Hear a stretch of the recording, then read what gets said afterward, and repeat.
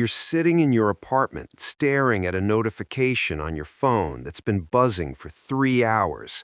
It's that friend or maybe family member who just won't stop pushing. Suddenly, a cold, heavy wave of enough washes over you, and before you even realize what you're doing, you've hit the block button and deleted their number. You don't feel guilty, you feel relieved. While the world calls this ghosting or antisocial behavior, your nervous system might be doing something much more sophisticated. Let's be real. Cutting people off is rarely about a single argument. It's usually the final stage of a biological survival reflex.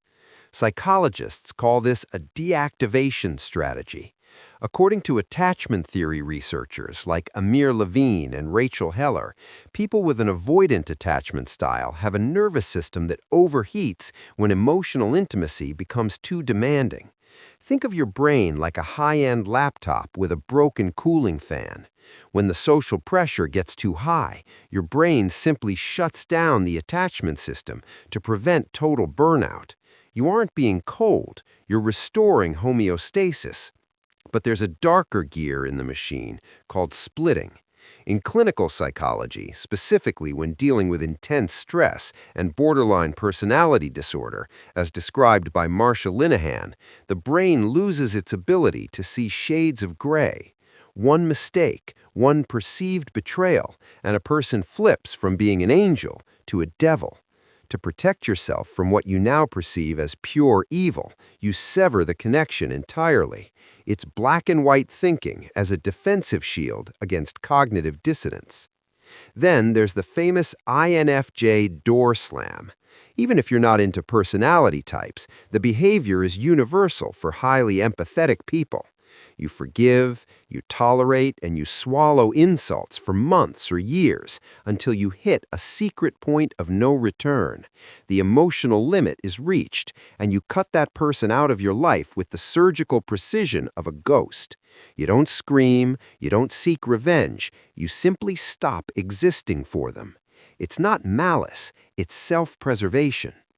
Here's the kicker. This isn't just in your head, it's in your vagus nerve. Stephen Porges, the architect of Polyvagal Theory, describes a state called Dorsal Vagal shutdown. When your brain senses a threat it can't fight or flee from, it chooses the third option. It freezes, it hides. Social isolation is often just the physical manifestation of your body going into the cave because it literally doesn't have the cellular energy to pretend to be social anymore. Think about the hikikomori in Japan. There are over 1 million people, mostly young men, who haven't left their rooms in years. They've cut off the entire world. While society calls them lazy, researchers like Takahiro Kato found that this is a response to extreme social shame and the crushing pressure of success. It's the ultimate door slam on a society that feels too heavy to carry. Even literary giants have done this.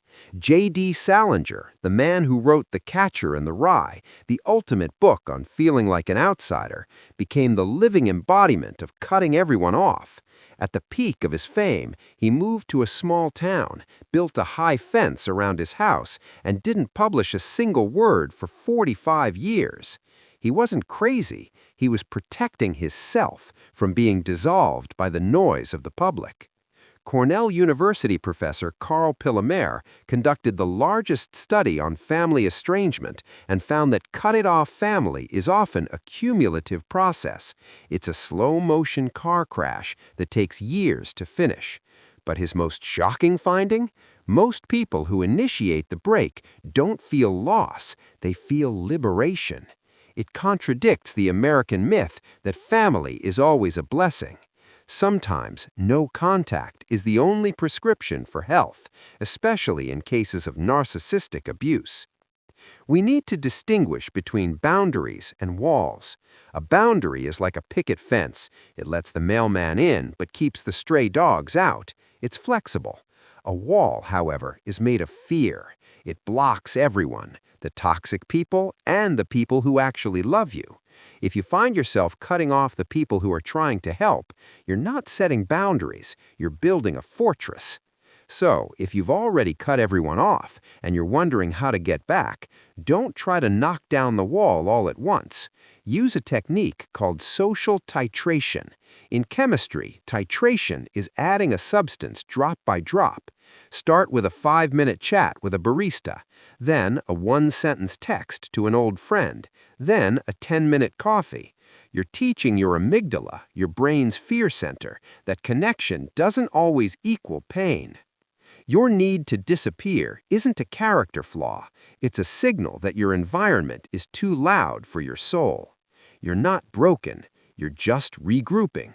Subscribe for more deep dives into the hidden mechanics of your mind.